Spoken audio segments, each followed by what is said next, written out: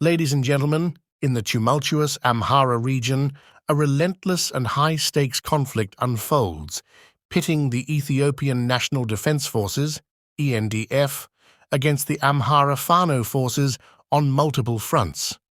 The battleground is a cauldron of turmoil and tension, and in this video we will delve into the most recent updates from the heart of the action. The latest reports indicate a notable shift in the situation as the Fano Amhara forces have made significant headway, capturing a considerable portion of the South Gondar zone. This achievement is underscored by a dramatic event outside Nefas Musha, where over 1,000 prisoners were liberated following Fano's takeover of local police stations. As previously reported, Nefas Musha fell under Fano's control, and the clash continues unabated outside the areas of Addis Zemen and Wereta. More recent dispatches from the field convey the successful capture of Addis Zemen in Gondar by Fano Amhara forces. The ensuing battles in the outskirts of this pivotal location are characterized by intensity as Fano sources express their optimism about the imminent capture of Wereta. Fano forces have exhibited remarkable gains, extending their influence over two entire counties, Upper Gayant and Lower Gayant, both of which now firmly fall under Fano's jurisdiction. In addition, Addis Zemen remains under Fano's control, despite the enduring fierceness of the clashes, where the ENDF deploys heavy weaponry in a bid to regain control over these strategic areas. Adding to the tapestry of this intricate conflict, reports arrive from Marawi, situated in Gojam, where intense fighting has raged for an uninterrupted 3 days. As previously reported, Fano sources contend that the ENDF has suffered substantial casualties in the course of this conflict. Conversely, reports from ENDF sources convey that several Fano soldiers have also lost their lives in these relentless battles.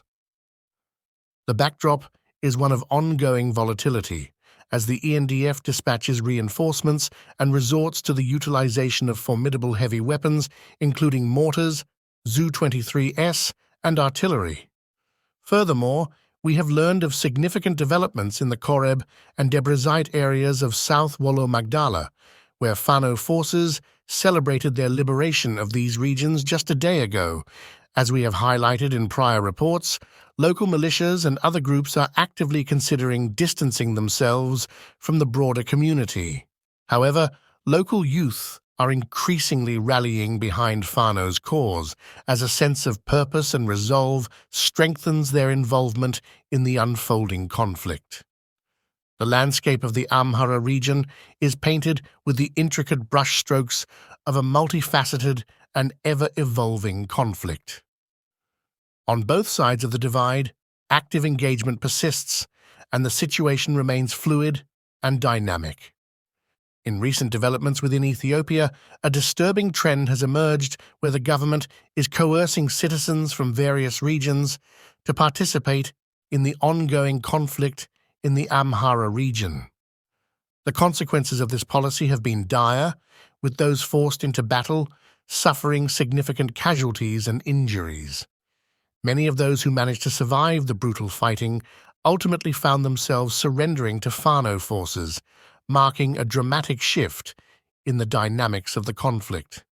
It is evident that the Ethiopian government's authority in the Amhara region is gradually eroding, prompting desperate measures to shore up their military ranks.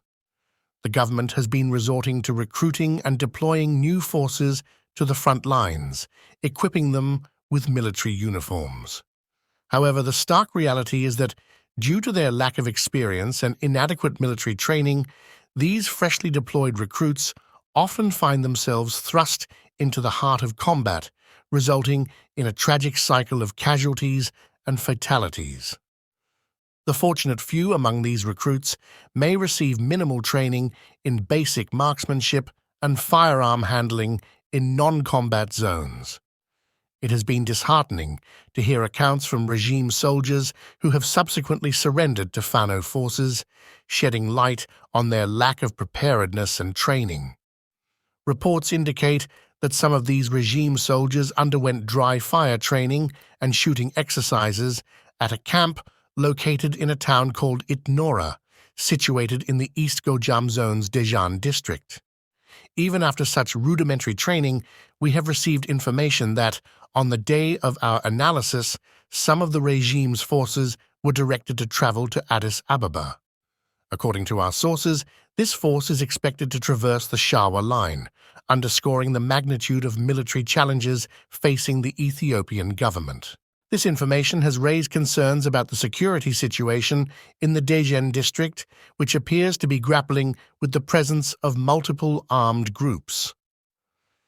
These gangs have reportedly taken hold in various areas, including Ambar, Awabel district, and Lumame within the Awabel district, as well as other prosperous regions in close proximity to the Dejan district and the broader East Gojam zone.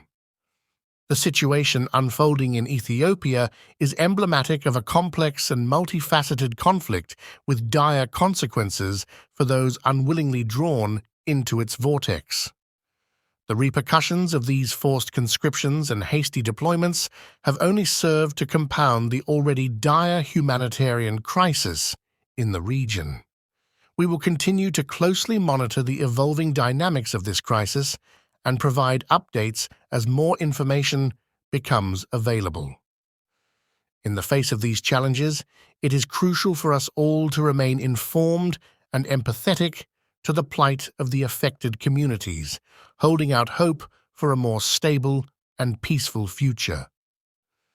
The conflict in the Amhara region of Ethiopia between the Ethiopian National Defense Forces, ENDF, and Amhara Fano forces has led to significant territorial changes, with Fano making substantial gains, capturing areas like South Gondar Zone and Addis Zemen in Gondar. The Ethiopian government's response has included deploying heavy weaponry and sending reinforcements. Forced conscription of citizens with inadequate training has resulted in high casualties among new recruits. In addition, the presence of armed groups in the Dejan district has created a growing sense of insecurity. This complex and multifaceted conflict continues to evolve, with grave consequences for the civilian population. International attention and efforts toward a peaceful resolution are crucial.